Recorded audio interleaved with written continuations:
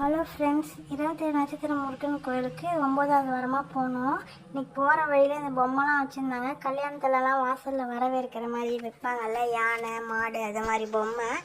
இதை பற்றி நான் உங்களுக்கு தனியாக ஷார்ட்ஸ் போடுறேன்.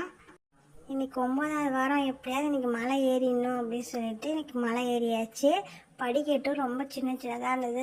ஹைட்டாலாம் இல்லை, ஹைட்டாக இருந்தால் தான் நடக்க முடியாது. 210 படிக்கட்டு இருந்தது, ஈஸியாக ஏறிட்டோம். இன்றைக்கி எங்கள் மேகாச்சல்ல குட்டி ஏறிட்டு போனால் அவங்களுக்கு மாலைலாம் போட்டு விட்டாங்க. கோயிலில் சாமி கும்பிட்டு அர்ச்சனைலாம் பண்ணிவிட்டு இன்றைக்கி நாங்கள் முருகருக்கு பிரசாதம் செஞ்சுட்டு வந்தோம். கேசரி.